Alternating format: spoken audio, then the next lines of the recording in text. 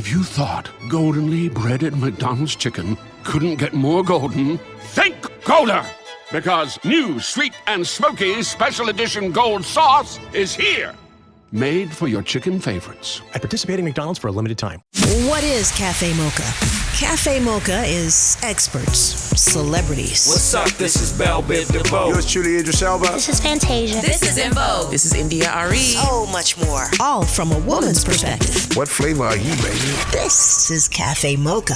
This is Cafe Mocha, radio from a woman's perspective. Superstar basketball player Kevin Durant and his mom, Wanda, are giving away school supplies, putting kids through college, building basketball courts, and just really taking care of the community. Wanda Durant is coming up on Cafe Mocha. If you've been paying attention to the news and you know President Trump has sent in, we're just going to call them the feds. Initially, it was about getting rid of and sending back immigrants to wherever they came from. But now all of a sudden, it's DC is nasty. DC is dirty. It's crime ridden. It's a cesspool. We need to clean it up. So now, there's a whole bunch of people not skilled in doing policing who are now policing. Yeah, it's like he has militarized law enforcement in DC. He's put hundreds of National Guard troops and federal agents on the streets while attempting this chaotic takeover of the Metropolitan Police Department. And the administration actually tried to replace the current DC police chief. The attorney general for DC went to the courts. And so DC was able to at least keep their current police chief. He says that, this is about crime, but crime in DC statistically is down by 30%. And so, I guess the question is, why is this happening? In my opinion, it's a distraction from this whole situation with the Epstein and the files. And he is doing whatever he can. He's going over there meeting with Russia. He's over here in DC trying to be chaotic with DC. And the problem is he's even suggesting that, I'm going to go into other cities. He's pulling National Guards from like West Virginia, different Republican states. And there's one Republican state that refused to, disperse their National Guard, which is good. And this is just, I've never seen anything like this in my life. This is crazy. Now, when you say federalized, are you talking about the DC police is now under the Trump administration? The feds have taken over the District of Columbia, and it's easier to do it because DC is not a state. So when everybody was trying to make DC a state, this is the reason why, because there are state rights. Now, what's amazing is that when January 6th happened, he couldn't call in the National Guard. Now, all of a sudden, you can call in the National Guard. So it's these games that are being played and put in this administration's favor. And it's so unfair to the good people in DC. And they're stopping people. People are sitting on their porches and they're questioning them. They're asking for ID. It's maddening. To say it's criminal and to only have seized 38 guns, it's like, damn, where? These guys are crazy. You bring all these people in there to seize and stop crime and only seize 38 guns. Like, what are you talking about? I see this as a template. I see it as, if it works here, if I can get over here, then I'm going to try it in other cities. I heard Detroit is on that list, Lonnie, so. Well, I mean, you better tell your people to act right. Go up in Chicago and see if that happens. All I can tell people is that there this year is going to be 100 seats up for grabs.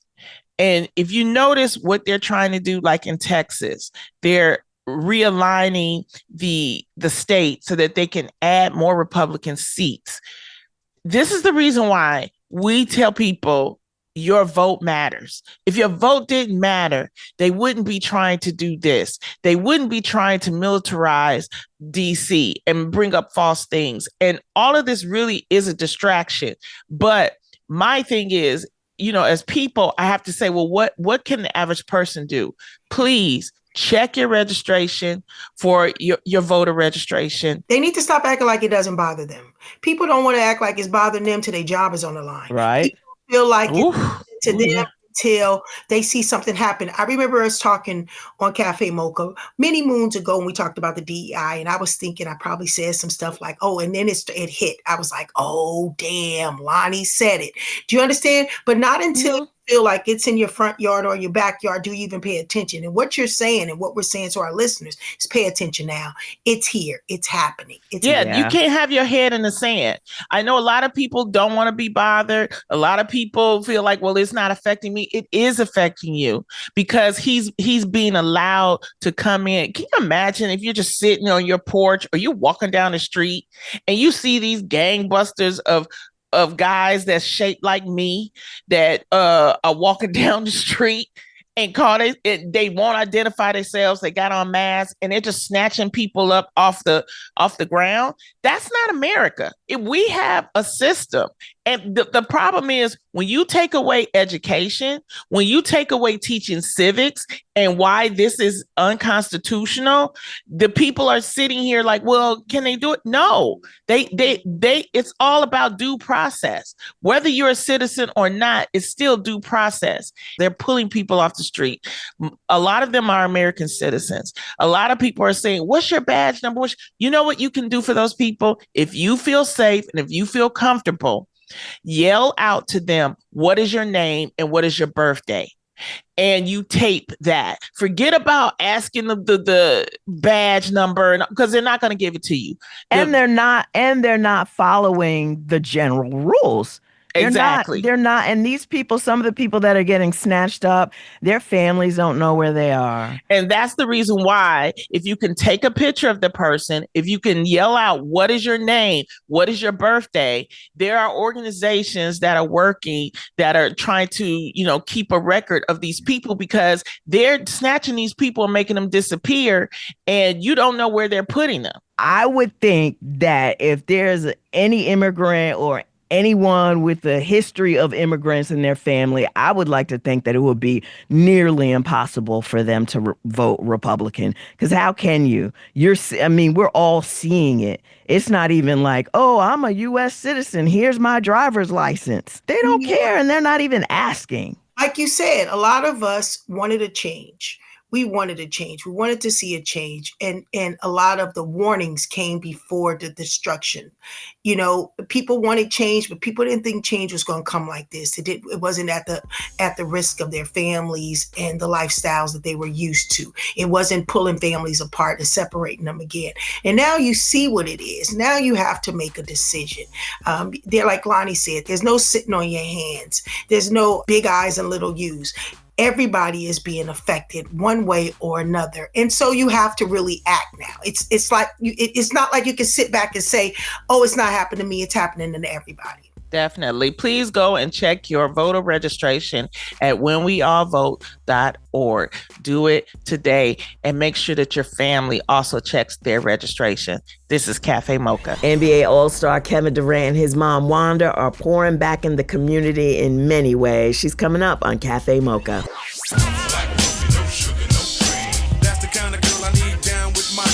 Standing in solidarity from a woman's perspective. It's Cafe Mocha. It's Cafe Mocha. She's known as the mother of the NBA. She's also known as Kevin Durant's mom. But she's a motivator. She's a mentor. She's trying to get kids into college and through college and lift up others. She's also a former Salute Her winner. On the line right now is Ms. Wanda Durant. Welcome back to Cafe Mocha. Thank you so much. Thank you for having me. How are you all today? We are Good. doing. We love you so much. I love your leadership. I love the way family and community matters to you. And I just want to know, why is giving back within your community always so important to you?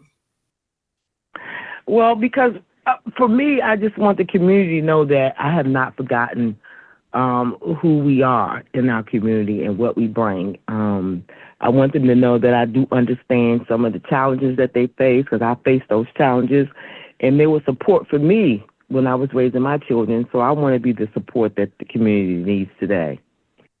And let's talk about the Back to School Community Day. How did it start and what does it entail? Well, it started because we wanted to support during the back to school because we know that so many families are facing many different issues and concerns. And so we wanted to be there to support them. And then it was a dream child of our executive director of our college prep program. And so we just wanted to rally around all of the stakeholders in the county to come and support and get back to the kids so they'll be prepared when they go back to school. And how do you get is it just a open process, or how do you get the kids to come to the back to school event? Well, we have partnerships with the local high schools, about 6 local high schools. And so we let them know. Then we go through social media with our college chat program. I put it on my social media. My son puts it out on his. And it's just a word of mouth to let the community know. But we've been doing it now for a couple of years. So they're looking forward to what we're going to do at the for the give back. And so it's out in the community. But we just want to make sure that we don't have any supplies left. That's our goal, is to give out all of these supplies and want the kids to come out and have a good time with all the activities that we have planned. It's Cafe Mocha. We're talking to Wanda Durant. And I wanted to talk about, I do a lot of work with the Yo-Yo School of Hip Hop Black College Expo over at Bowie State. And I do remember the Durant Family Foundation donating $500,000 to Bowie State to renovate the basketball gym. Can we talk a little bit about that? Of course. That was one of our big accomplishments in the area because Kevin believes that, a lot of kids in our area go to our local HBCUs, and he wanted them to know that even though he's an alum of the University of Texas, the home school, Bowie State University, is dear to his heart because he's played there when he was a kid coming up. And so he wanted to impact the youth and when they go play at the gym, and he wanted the students who go to Bowie to have a nice, attractive gym. And so he decided to donate $500,000 to the university, and they named the gym after him. And so we went for the grand opening. It's a beautiful renovations, and so we're excited to be a part of the Bowie family, of course. I love it. It's Cafe Mocha on the line. Wanda Durant. We're talking about the Back to School Community Day, Saturday, August the 23rd from 1 to 4 p.m. It's going to be school supplies and giveaways, food vendors, music, entertainment, community resources, even barbers and braiders. This is going to be a good time. I need to fly out there for this. Come on out. We would love to have you. Yeah, we just wanted to, a lot of the kids, the barbers and the braiders, and barbers is normally a big thing. They always pour into the community during this time of year. And so we wanted to add a whole different twist to about having the braiders because so many kids wear their natural hair. So we want to always encourage that. And so we wanted to kind of curb some of the expenses for some of the families. And so that's why we offer braiders. Yeah. Let's talk about We're some excited of about it. The other work that the Durant Center does year round. Can you talk about that? Yes, we have one of our signature programs. We have so much we do over there with our partnerships, but one of them is the College Track program, which is a program for first-generation college students. Our goal is to bring them in at 9th grade, follow them for 10 years, and ensure that they receive their bachelor's degree. And then if they want to go to graduate school or get a job, we assist them after they graduate. So that's one of the things. And we have a summer enrichment camp, which we focus on emotional wellness for primary to middle school age students. We want them to be able to identify, manage, and communicate their emotions effectively. And so we're going into our 4th year for that. Then we also have our outreach programs where we support the community during the holiday seasons with gift bag giveaways, and then we have a Christmas giveaway. Then we have our Team Durant, which is our sports team, where our kids get D1 scholarships and go off to play basketball. A few of our students have been drafted into the NBA, and so Then we do outreach all over the country, and we have a Build a Court Neighbor Ball, which we've built 33 basketball courts all over the world. And so that's what we do. And then we also partner with local nonprofits to support some of their initiatives where there is alignment. And so we just want the community to know that Kevin and our family love where we've come from, want to support those in need all over the world in the best way we can. This is, first of all of that is fantastic, Ms. Durant. But when you gave birth to your son, Kevin, could you ever imagine that you would be doing all of this? What's that term? I never would have thunk it. Never, ever. Never, ever. And that's a part of my message that I share with young people, in particular young moms. Like, I was an 18-year-old mom. I was a teen mom. And I wanted to quit on myself, but the only thing that stopped me was my children. And so I use my story as inspiration to young parents to don't quit, because you never know what your life could be. Right. I go around, I do speaking. I've spoke all over the world, which I never thought my story would take me across the world, but it has. The last few years, I've kind of focused my attention on being the president of our family foundation. But I told the young mothers and young people, period, and women, that don't quit, because you just never know what God's plan is for your life. And most of the time is far exceeds what you have planned for your life. I just love what I do. Like, I love when the young people... This is what I love about you, because even those who don't know who your son is, you give us the opportunity to go and research your son. Of course, he's a celebrity, but the time you give, the passion that comes behind your giving. And like you said, you didn't think your story would take you around the world, but there are so many mothers in your position who have young kids, talented kids, who want to give up. So, I love hearing you, seeing you, and watching you inspire the community. I'm also inspired by your testimony. Well, thank you so much. And another one of our programs that we're working with a consultant to bring on, because one of the things I just in spending time with young people, I realized that some of them do not know that there's so many career paths associated with their skills, passions, and hobbies, and they think that it's very limited in some regard for them. And so we're starting this program called the Real MVP Studios, where we're bringing in community stakeholders to help young people to kind of identify some careers associated with the arts, which they may be interested in, because they don't know that it can take them into any realm or any space of a career choice. So we just want to inspire them to know more, to know that the world is large, but it's actually really small. It's Cafe Mocha. We are on the line with Ms. Wanda Durant, mother of Kevin Durant. If you're in the D.C., Maryland area, they have a back-to-school community day at the Durant Center on the 23rd. So the one thing that I want to go back to is College Track, collegetrack.com. You guys are giving away money for school, right? I mean, how do we get that money? Well, how does it work? How it works is a student enrolls at the ninth grade, and that's a requirement. They have to be a ninth grader when they're enrolled. There is no academic requirement for entry. There is an academic requirement to maintain entry. They have to visit the program at least 3 or 4 times a week. And what it is a program for first-generation college students. We partner with Lorraine Jobs program. She created it on the West Coast, and because of she and my son's his business partner, Rich Kleiman's relationship with Lorraine, Kevin agreed to bring it to the East Coast to expand it because it was such a great program. So he committed $10 million, approximately 6.5, 7 years ago, to bring the program to the East Coast so that there will be evidence that it could work outside of the California model. And so they come in and we keep it for 10 years. And that means we follow them to help them to prepare academically while they're in high school so that they can meet the college preparatory requirements. We help them with the ACT and SAT college entrance exam. We help them with the college application, apply for student loans, FAFSA, Pell grants, private and federal grants. We help them with scholarships into the school, help them to navigate which school is best based on their career interests.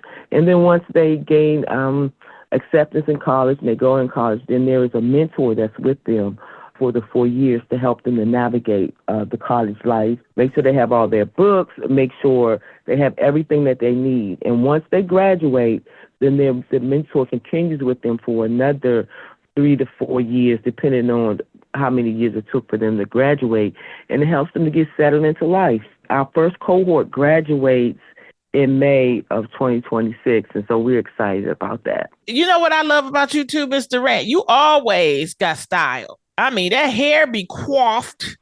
Oh, yeah. The outfits be outfitting, and so can we talk about with all this that's happening with, you have children, you're the real MVP. We know that. How do you take time for yourself? And what do you say to women that are doing all these things? Because, Black women, we doing everything, especially in these times.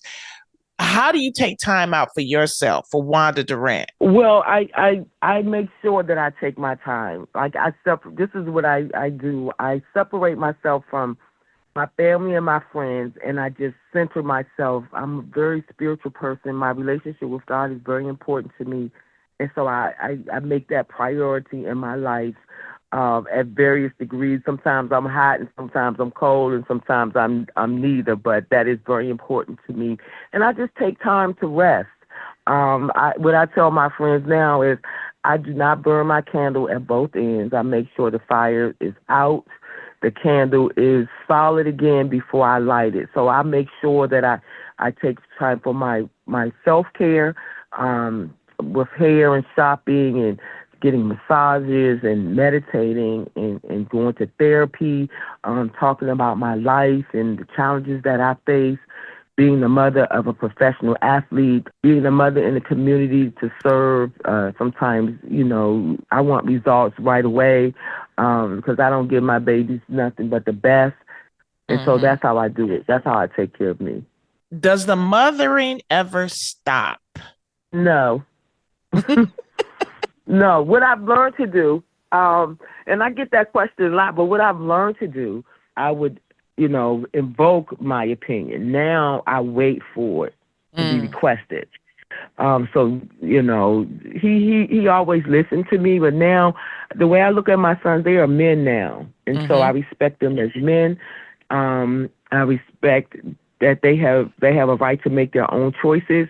And so it may not always align with what I would do, but I respect that they can make those choices. But they call me now. See, they were young. They were running from me like, my mama talk too much. She want to be in my business too much. And so what I decided to do, and I told them both, I said, you know what I'm going to do? I'm just going to, you can run from me, but I'm going to stand right here. You're going to run back into me. And so they're at the age now where they run back into me. And so I do believe that I've become one of their best friends. And so we have great relationship now. I told one of my sons, I was like, I respect you. I really appreciate who you become as a man. And it kind of warmed his heart. It's like that meant so much to me, Mom. And I'm like, really? Okay, wow. I got you still. Okay. So so it's out of mutual respect. It's a woman and a man who happen to be mother and son now. And I see them as my friends and my sons, and, I respect them. Like, they'll tell me what to do, and I'm like, boy, you're not going to tell me what to do, but I say that under my breath because I want them to know that that I respect their opinion on things. And so our relationship has matured, and so I'm really grateful for them both because they saved my life at a time in my life where I had no direction, and it was only because of being their mother that gave me focus and centered me and, helped me to believe in myself. And so I'm so very grateful for them. So very grateful. I appreciate you saying that. As a mother and entertainer, I have 2 girls. We try our best to be our best all the time. And just hearing you say that, you just comforted. You just gave me comfort within myself, and just having a relationship with kids. This generation is different. Parenting is different. The way you say, I hold my tongue and let them know that I hear them too means a lot, especially nowadays. Parents are going through a lot. Everybody's trying to make. Yes. I appreciate you so much. It's Cafe Mocha talking to Wanda Durant, mom, grandmom. She's got a back to school event. If you're in the DC, Maryland area, it's a community day at the Durant Center in Maryland. That's today, August 23rd, for everybody that's in the DC area. Miss Durant, thank you so much for joining Cafe Mocha. Thank you so much, ladies. It's been an honor. It's always a pleasure to speak with you all. And I look forward to talking to you all soon. Love you guys. I love you to pieces. I love you guys. Thank you. So God bless you all. Talk to you soon. Bless you too. Bye-bye. We're talking to Wanda Durant, the mother of NBA superstar Kevin Durant of the Houston Rockets. If you want more information on their scholarship program, go to collegetrack.org. collegetrack.org. We're at Cafe Mocha Radio. Socially savvy on Facebook, Instagram, and Twitter. Serving up more Cafe Mocha on the way.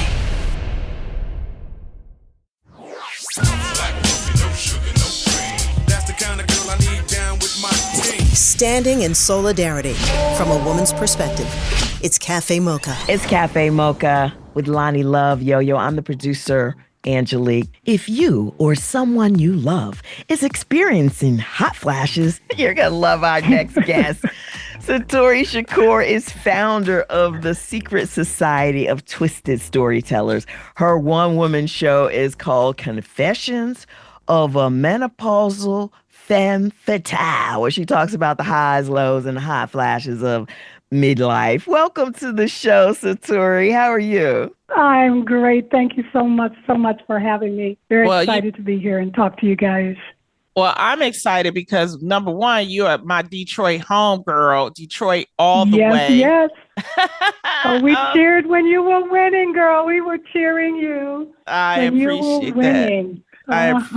Now, tell us a little bit about yourself before we get started with your project, Satori. Okay. Well, my name is Satori Shakur.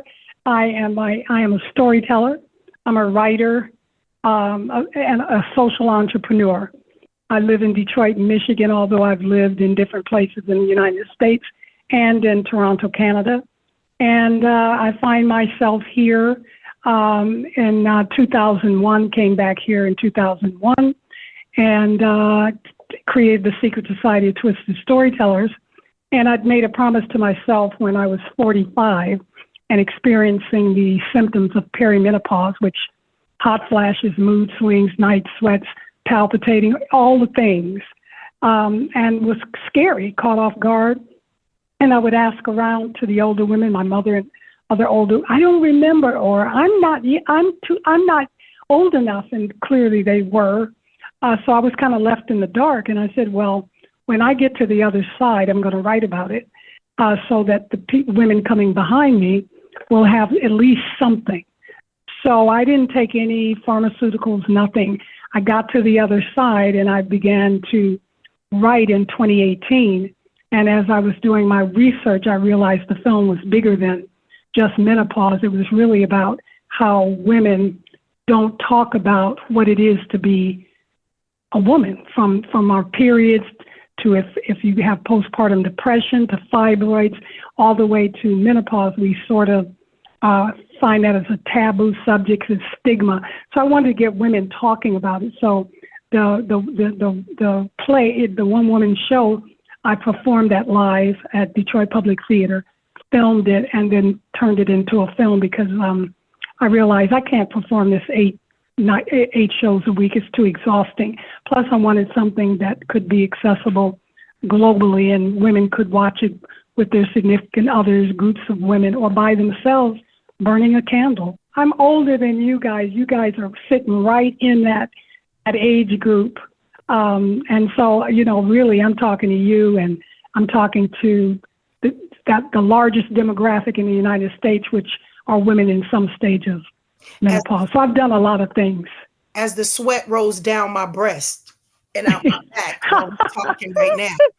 I understand it was so tough. I was about to ask you, so did you take notes? I mean, did you go back and do research? Like, before you started this process, what was the process to get to this menopause state before you realized that this was bigger than just menopause? I teach storytelling, And so I was working with SimQuick, and they were working with mothers who had given birth during COVID and the isolation of that. And so the women started talking about their stories of postpartum. And I realized, oh my goodness, I have to tell my story, because I'd been afraid to tell that story because we're held to a standard to be perfect mothers. We're all very nurturing. When the afterbirth comes out, there's the manual of how to be the perfect mother. And every mother around me seemed like they had it together. So I didn't say anything. And if you watch the film, you'll see that story sits very prominently there. So I realized that our silence is hurting us. And now we're here and people are talking about it. I work with the Michigan Women's Commission along with the Governor Whitmer. Halle Berry was here. And we're going across the state of Michigan with a panel of storyteller, sex therapists, psychologists, menopause doctors, with inviting women in different cities in Michigan to ask their questions. You can't even get the women out of the room because we've been in the dark. And the doctors only do 1 hour of training in menopause, so there's a shortage of doctors who actually know and have any expertise in this. So women are being misdiagnosed. It's a medical issue, and there's no medical insurance for it. So we're a loud and vocal crowd. We're very powerful here. I mean, look at you guys. I'm calling you guys, but you women, along with women running for president, governors, all in this 50-something age range, doing power things. And so now we can demand that we be heard and that we can talk about these things without being defined through a patriarchal lens, which tells us if we're not perky and juicy and bumping out babies, we aren't relevant. We're sidelined. And I realized, oh, no. I've lived this long, gained this much experience, lived this much life, and I'm sidelined. I don't think so. My life is just starting. You know what I love about what you just said is that we talked about postpartum. I had a girlfriend when we were younger. And before I knew anything about postpartum, I had my daughter at 24, the beginning of 25, my 25 years old. And my girlfriend used to tell me she couldn't stand the way her daughter smelled.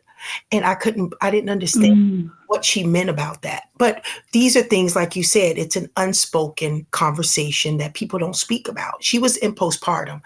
Because I took psychology, I learned that later in my life. But women do suffer from the unspeakable things that happen in our lives. And I think this is so great that you have decided to speak out loud and be heard, so that, we can learn from your storytelling. Yes. And just to take a note, this is my film is more educational and entertaining than it is about pharmaceuticals. I leave that to the few doctors. I mean, there's years, women are on the waiting list to see a qualified menopause doctor for a year. But mine is, I approach it with humor. I'm a stand-up comedian. I'm a storyteller. I'm a singer. I sang with P-Funk. I'm one of the brides of Funkenstein. Yo-yo. And I have done a lot of things in my life in the entertainment part. And this movie kind of puts all of the things that I have ever done together to tell this one story, which tells a lot of different stories, but it's like a roller coaster, like a mood swing that keeps going. I love it. And I think that, taking the stigma out of menopause and doing it in a creative way, about entertainment, is a good way to talk about this subject without it being clinical. So, but where can we see the movie? And how can we help you to get the word out more about it? Okay, well, having me on your show hopefully is going to help get the word out. But it's on. It came out June 12th on Amazon Prime, Apple TV Plus, and Google Play. So you can rent or buy the film, and it's very affordable. And I'm happy to send you guys a screener if you like. so you can enjoy the movie and take the ride. Well, we want you can visit my website, Satorishakur.com, and the storytelling website is twistedtellers.org. I love it. Well, then the title of the film is Confessions of a Menopausal Femme Fatale. And we've been talking to the star of it, Shaturi Shakur from Detroit, my home girl. And Yes. This is what we need people to do when we're, talking about women's issues. If we as women don't support things like this, then they won't continue to have projects come out like this. So we really salute you, Shaturi, for making this film, and we're going to keep pushing it out so that people watch it, because it's something that's so important to a lot of women. Thank you so much. I appreciate that so much. Get your tickets now to the HBCU First Look Film Festival, which kicks off at Howard University November 6th through the 8th. You don't have to be a filmmaker to attend, or a student. Aspiring actors, writers, anyone interested in learning about the biz can attend. There'll be master classes with some of Black Hollywood's best and plenty of opportunities to network. Go to hbcufirstlook.com. Here's your dose of espresso. Strong, hot news now. This is the Espresso. Maryland Governor Wes Moore says troops should not be policing the streets. I served overseas in combat. We were trained to fight and win our nation's wars, and our National Guards are trained to respond when states are seeing times of emergency or crises, not to perform municipal policing functions. For anyone who's not on Medicaid and think the cuts to insurance don't affect them, think again. Whether you have Medi-Cal, whether you have Medicare, whether you have the Affordable Care Act, or whether you have employer-provided or private insurance, all healthcare in the United States was just made measurably worse by this bill. A$AP Rocky was on the red carpet for the new movie with Denzel, talking about Rihanna's pregnancy. Whatever's in store for us, I'm ready for it. Those are blessings, and you just got to let them happen. Highest to Lowest isn't in all theaters, but you can stream it on Apple TV Plus starting September 5th. That's the Espresso. This is Cafe Mocha. Radio from a woman's perspective. The title of the film is Confessions of a Menopausal Femme Fatale. And we've been talking to the star of it, Shaturi Shakur. And what was it like being in P-Funk? Yeah. Oh my goodness. That's a whole other film. I've done some documentaries. You asked the perfect question. I was going to say the same thing. I remember one time George Clinton came up to me and said, "Smell my finger," and I did, and it was funky. Yeah. And he was good for that. Just walking, we would take a break from the studio, and he would walk through the green room and just drop little sayings like that, and you'd be going, "What?"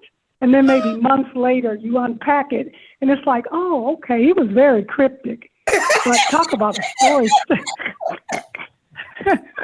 I remember him saying, when the spaceship came down and people were running, and this guy was running toward the stage, talking about, "I got to ride. I want to ride." And he said it scared him because he was like, "Man, this is an elevator. That's all it is. It's just an elevator." I mean, I have so many stories about being on the road with P-Funk and our experiences, and just to watch the audience get into the music. If you go and watch Tear the Roof Off, that's a documentary that I'm in, and you can see that. Or Mike Judge's Tales from the Tour Bus. It's animated, but you can hear me and George and other people telling stories about being on the road. But none of what's out there can ever cover our day-to-day alternative life. We had our own language, our own everything, and it was quite something. And who knew that George would be getting a star a couple of years ago, or that people would even still be talking about this, You know what I find fascinating is that when you have an an artist, Brides of Frankenstein, I mean, classic, legendary, to set aside industry, because this industry can consume you. We're trying to be famous, trying to, just have this kind of stability within your career. But to find time to talk about things that really matter, like menopause, to storytelling, to make space for that, and then to do a film. I think I'm inspired by that type of ongoing stride. Well, she's know what I using mean? her platform, Yes. For to inspire, to inform, and I'm I think inspired that's by that. I think that's so incredible because, sometimes we drive it so hard. Some people drive it to the grave, but to set aside and make time where you could use your influence, it's really powerful. Thank you for joining Cafe Mocha. I can't wait to tune in. Thank you. Thank you so much. Take care, homegirl. Take care, homegirl. We're so proud of you. The world is proud of all of you. And you too. Look how long you sustained your gifts and your voice. You're on iHeartRadio, pumping out to thousands and thousands of people. So thank you for taking on women's issues. I'm Val Young's. Oh my God. Oh, okay. Well, say hi to Val. I will. Now we got to play some P-Funk. Just for get a people what they want. Yes. Oh, so nice. Gotta have that funk. Come on. Nice to meet you too. Nice to meet you. Take care, sis. Want a little more of our flavor? Stay right there. It's Cafe Mocha. It's Cafe Mocha with Lonnie Love, Yo-Yo. I'm the producer, Angelique. Lonnie, I know you said you want to talk about Miss Gladys Knight.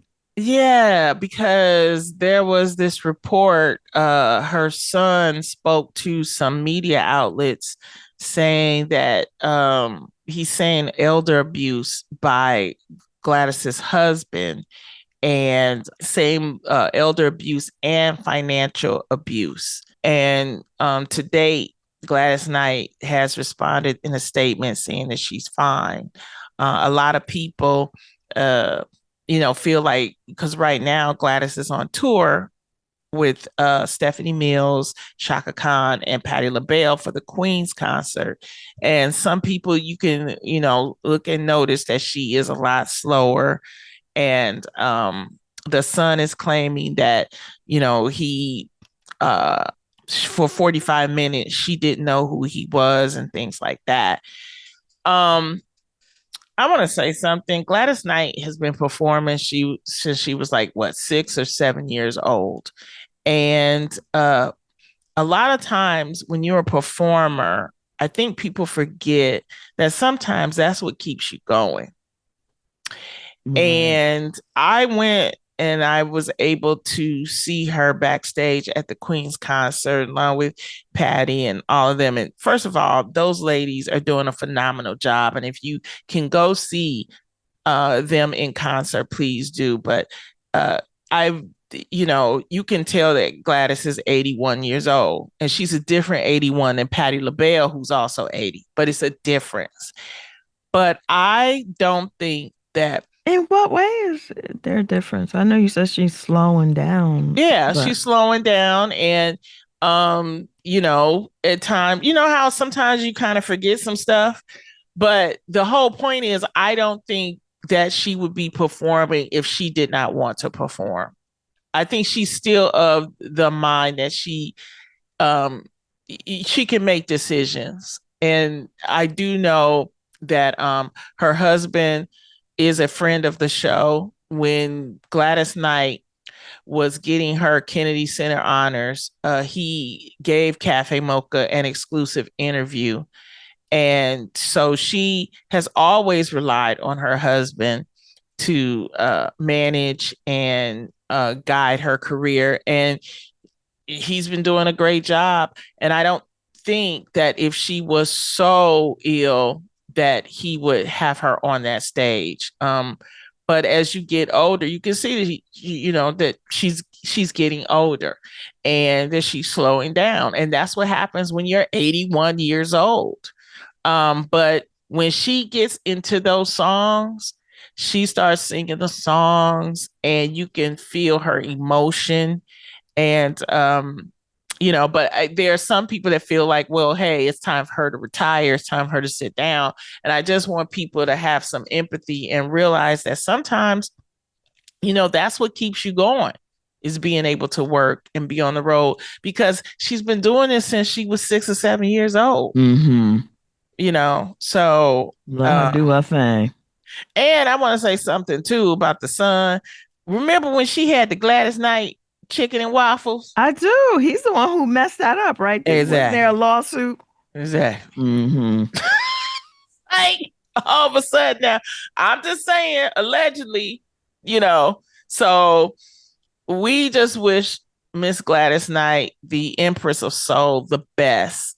She's just been this phenomenal entertainer, still out there on the stage. And, we just wish her the best health and, prosperity that she can have. And let that be her decision, not someone else taking her off the stage. So. Right. I just wanted to say that. For the long version of the show, check out the podcast at mochapodcastnetwork.com. That conversation we had with comedian Lavelle Crawford a couple weeks ago was really good. Make sure you subscribe to the podcast to hear the whole thing. Until next time, you can find us on all platforms at Cafe Mocha Radio. Cafe Mocha is a production of Miles Ahead Broadcasting in partnership with Super Radio. Executive producer Sheila Eldridge. For comments, booking, or more information, visit cafemocharadio.com.